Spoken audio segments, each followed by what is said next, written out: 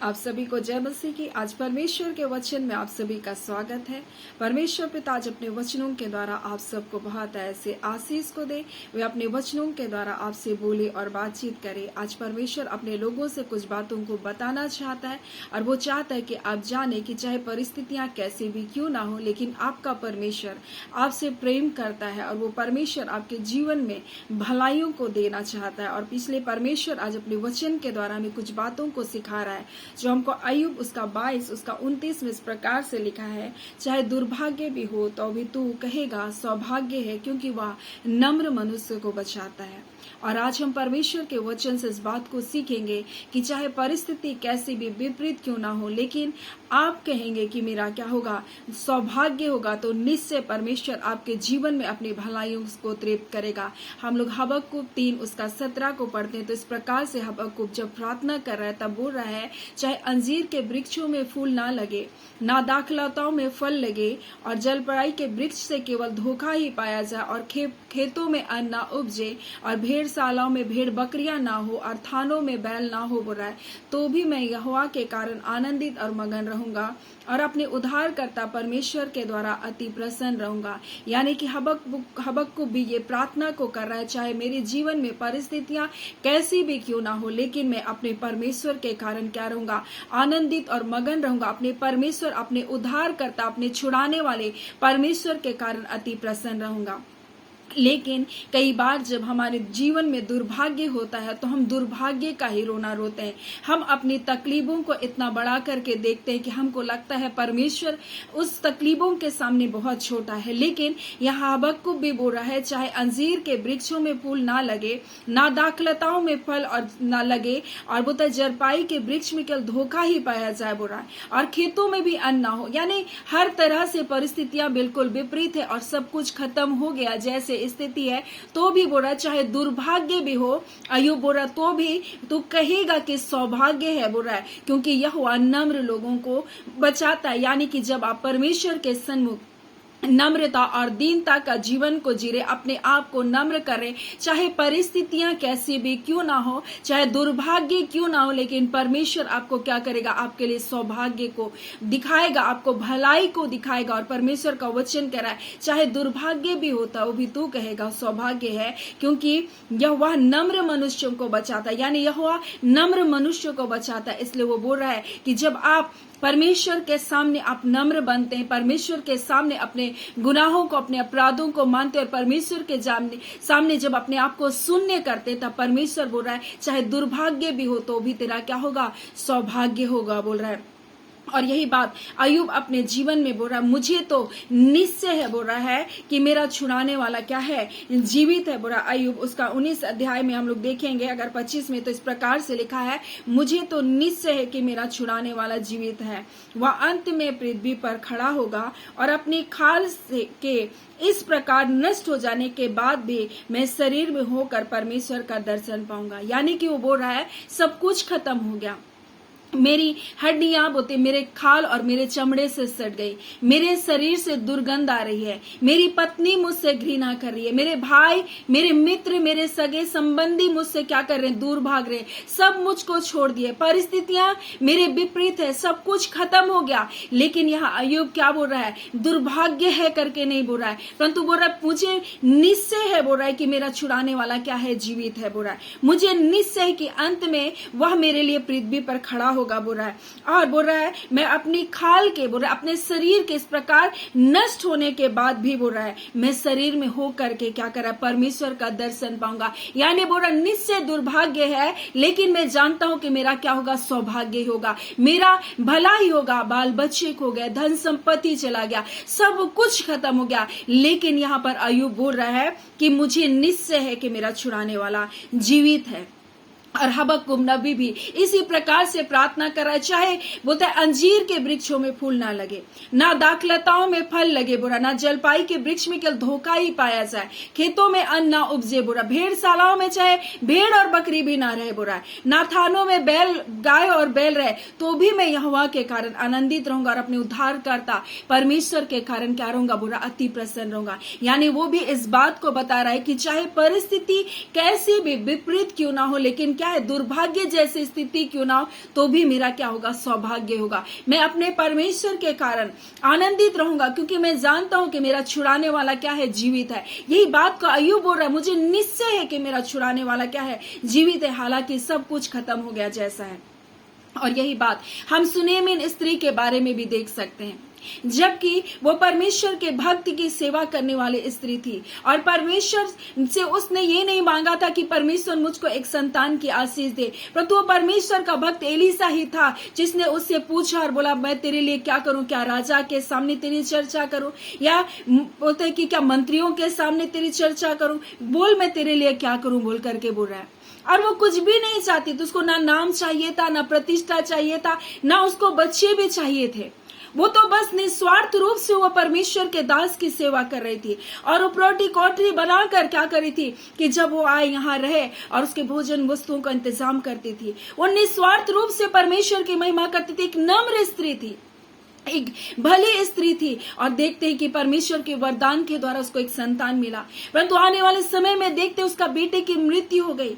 लेकिन मृत्यु हो जाने के बाद वो क्या की, उस बेटे को लेकर जिस भक्त, जो परमेश्वर का भक्त एलीसा, तो उसके कमरे में लेटाई और उसको क्या की, बंद कर दी और जाने लगी, अपने स्वामी से कही कि मेरे लिए एक दास और एक क्या है, एक सवारी को भेज दे बोल के। और उसका पति पूछ रहा है, क्या सब कुछ कुशल से है? बोला हाँ, कल्याण ही होगा। रास्ते में गए और वहां पर देखते गेजी उससे आकर के मिला, तब भी वो बोल रही है कुशल है, बोली हाँ कुशल है, नहीं बोल रही है कि मेरा दुर्भाग्य होगा, मेरा बेटा मर गया। उसने उस बाइबल वर्ड में एक बार भी ये नहीं कहा कि मेरा बेटा मर गया, परंतु उसने कहा कल्याण ही होगा, उसने कहा कुशल ही होगा। उसके जीवन में दुर्भाग्य हो गया था, उसका इकलौता बेटा मर गया था, उसके जीवन की कठिन समस्या थी, उसका सब कुछ खत्म हो गया, उसका इकलौता संतान मर गया। लेकिन उसने कहा कल्याण होगा, उसने कहा कुशल होगा। और अय्यूब भी बोला निश्चय मेरा छुड़ाने वाला मेरे लिए खड़ा होगा। उसके जीवन में सब कुछ खत्म हो गया, मित्र उसके चले गए, भाई बंधु उसको छोड़कर चले गए, दास और दासी भी चिल्लाने पर उसकी सुनते नहीं थे। सब कुछ खत्म हो जाने के बाद अय्यूब में ये वचन लिखा है कि चाहे दुर्भाग्य भी हो तो भी तेरा सौभाग्य होगा। और आज परमेश्वर अपने लोगों से बोलना और बातचीत करना चाहता है। हो सकता है आपके दुर्भाग्य जैसी स्थिति हो सकता है अय्यूब के जैसा आपका जिंदगी पूरी रीति से खत्म हो गया होगा, आपका सब कुछ लुट गया होगा, आपके पास कुछ नहीं भी होगा, लेकिन परमेश्वर आपसे कहना चाहता है चाहे दुर्भाग्य जैसी स्थिति हो तो भी आप बोलिए कि मेरा सौभाग्य होगा, क्योंकि मेरा छुड़ाने वाला जीवित है। मैं अपने यहोवा के कारण आनंदित और मगन रहूंगा। मैं अपने उद्धारकर्ता, अपने छुटकारा करने वाले परमेश्वर के कारण अति प्रसन्न रहूंगा, क्योंकि वो परमेश्वर अद्भुत कार्य करने वाला परमेश्वर है। आज बहुत सारे लोग बेघर की स्थिति में जीवन को जी रहे हैं। आज बहुत सारे लोग त्यागे जाने की स्थितियों में अपने जीवन को जी रहे हैं। आज बहुत सारे लोग मारे मारे अनाथ के जैसे अपनी जिंदगी को जी रहे हैं। उनको लगता है कि मेरा कोई भी नहीं, लेकिन परमेश्वर आज इस वचन के द्वारा आपसे बोलना और बातचीत करना चाहता है कि परमेश्वर आपका आनंद है। परमेश्वर के कारण आप क्या करेंगे, उसकी भलाई को देखेंगे। चाहे दुर्भाग्य भी हो तो भी आपके लिए क्या होगा, सौभाग्य होगा। वो परमेश्वर आपके लिए अंधकार में छुपे हुए धन को देना जानता है। वो परमेश्वर आपको छुपा हुआ खजाना देना जानता है। वो परमेश्वर आपके लिए रास्तों को बनाना जानता है। जिस परमेश्वर को आपने अपना उद्धार करता करके स्वीकार किया, वो ना आपको धोखा देगा, ना आपको छोड़ेगा, ना आपको तजेगा, बशर्ते आप उस सुनेमिन स्त्री की तरह बोलिए कि मेरा कल्याण होगा, चाहे मेरे जीवन में कुछ भी क्यों ना हो रहा हो।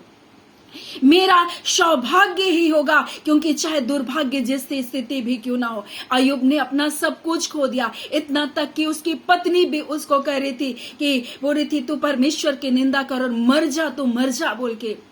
लेकिन उसने परमेश्वर की निंदा नहीं की। उसने कहा निश्चय बोला मेरा छुड़ाने वाला जीवित है और अंत में मेरे लिए पृथ्वी पर खड़ा होगा।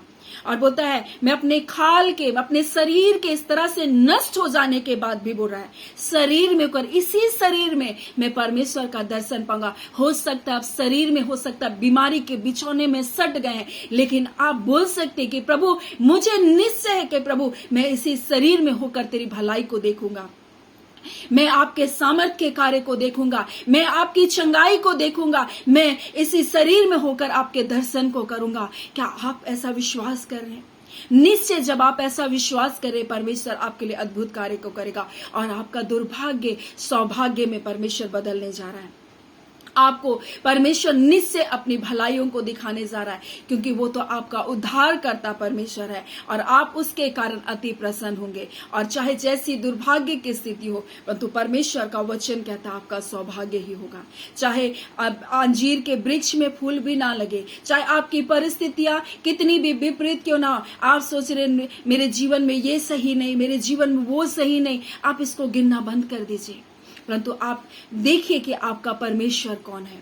वो सर्वशक्तिमान परमेश्वर है, वो सृष्टिकर्ता परमेश्वर है, वो सृजनहार परमेश्वर है। वो सब कुछ आपके लिए सिरज सकता है, आपके लिए नए सिरे से सब कुछ उत्पन्न कर सकता है। आप सोच रहे मेरा सब कुछ डॉक्यूमेंट खत्म हो गया, मेरे पास अब कुछ भी ऐसा सांसारिक रीति से नहीं कि मैं अपने जीवन में आशीष को पा सकता हूं, लेकिन वो परमेश्वर है। आपके कुछ नहीं होने पर भी परमेश्वर आपके लिए अद्भुत और सामर्थ के कार्य कर सकता है, क्योंकि वो अपने बच्चों को पूंछ नहीं परंतु सिर बनाना चाहता है। सो परमेश्वर पिता इन वचनों के द्वारा आप सबको बहुत ऐसे आशीष को दे। आमीन। आइए हम प्रार्थना करें। धन्यवाद देते हैं जीवते सच्चे सामर्थी मेरे पिता परमेश्वर, प्रभु यीशु के नाम से प्यारे पिता हम आपके निकट आते हैं। खुदावन परमेश्वर पिता, जिस प्रकार से सुने में स्त्री विपरीत परिस्थितियों में कहा मेरा कल्याण होगा, हाँ पिता उसने कहा सब कुशल है प्रभु जी। हाँ खुदावन परमेश्वर, अय्यूब ने कहा प्रभु चाहे दुर्भाग्य भी हो परंतु सौभाग्य ही होगा, क्योंकि वह नम्र मनुष्य को बचाता है। खुदान प्रभु आपका वचन कहता है, हाँ पिता परमेश्वर प्रभु जी, चाहे परिस्थितियां कैसी भी हो परंतु आप अपने बच्चों के लिए हर्ष और आनंद का कारण है पिता। आप अपने बच्चों को एक बड़ी जय को दे रहे पिता इन वचनों के द्वारा प्रभु जी। जब वे अपने आप को नम्र और दीन कर रहे खुदान, अपने गुनाह अपने पापों को मान कर आपके सामने सुनने हो रहे प्रभु, आप इन्हें शिरोमणि बनाइए खुदान। अपने जीवन के पापों को हटाते हुए आज से परमेश्वर एक दृढ़ निश्चय को कर रहे प्रभु, आपके मार्गों पर चलने के लिए प्रभु, आपकी इच्छा को अपने जीवन में पूरा करने के लिए इनका दुर्भाग्य यीशु के नाम से पिता सौभाग्य में बदलने पाए और दिनों दिन ये आपकी भलाइयों को परमेश्वर अपने जीवन में देखने पाए। खुदाबंद परमेश्वर जो बीमारी के बिछौने में करे, जिन्होंने अपनी आशा को खो दिया, आज इस वचन के द्वारा अपने जान को यीशु के नाम से इनके जीवन में दे रहे। एक नई ताकत यीशु के नाम से आपके बच्चों के जीवन में, हर प्रकार का निराशा, हर प्रकार की हताशा यीशु के नाम से आपके बच्चों के जीवन को छोड़कर जाने पाए। तमाम बंधन बंधुआई की आत्मा टूटे यीशु के नाम से। बेरोजगारी की आत्मा परिवारों को छोड़कर जाए। दुष्ट आत्माओं के बंधन टूटे यीशु के नाम से। शैतानिकता के सारे कार्य इनके घर घराने से इनका असर बेअसर हो जाने पाए। आज से प्रभु जी जो लोग प्रभु जी काम में जिनका मन नहीं लगता प्रभु, और पति जबकि खुदावन अपने परिवार की जिम्मेदारियों को नहीं निभा रहा, ऐसे सारे बंधन यीशु के नाम से टूटने पाए। खुदावन परमेश्वर जो पत्नियों के अंदर ढिठाई की आत्मा कार्य कर रही है और परमेश्वर अपने परिवार को अनादर कर रही है प्रभु, और खुदावन परमेश्वर व्यर्थ बातों में अपने जीवन को जी रहे, ऐसे सारे बंधन परिवार से टूटने पाए। और खुदावन प्रभु जी हर दुष्ट आत्माओं के बंधन उनकी स्त्रियों के जीवन से निकल बाहर होने पाए, और खुदान अपने परिवार के लिए प्रभु एक उचित कार्य करने वाली बन सके, एक भली स्त्री बन सके। खुदान ऐसी आशीष को आप इन्हें दीजिए पिता। अपने बुद्धि, अपने ज्ञान, अपने समझ की आत्मा से परिपूर्ण करे। खुदावन परमेश्वर पिता आज के दिन की हर एक भलाई, आशीष, जय, छुटकारा यीशु के नाम से आपके बच्चों के जीवन में आने पाए। जो प्रतिदिन प्रार्थनाओं में जुड़ते हैं, प्रत्येक के परिवार में आपके कल्याण, आपका कुशलता, आपकी भलाई, आपका सुरक्षा प्रभु इनके जीवन पर बना रहे। आपका हर्ष और आनंद इनके जीवन का भाग होने पाए। अपनी अद्भुत शांति से अपने लोगों को परिपूर्ण करे। खुदावन परमेश्वर हर एक बातों में अपनी आशीष, अपना अनुग्रह अपने प्रिय लोगों के जीवन पर बनाए रखे। प्रार्थना यीशु के नाम से मांगते हैं, दया सुन अनुग्रह से ग्रहण कर लीजिएगा। आमीन। परमेश्वर पिता आप सबको बहुत ऐसी आशीष को दे। आमीन।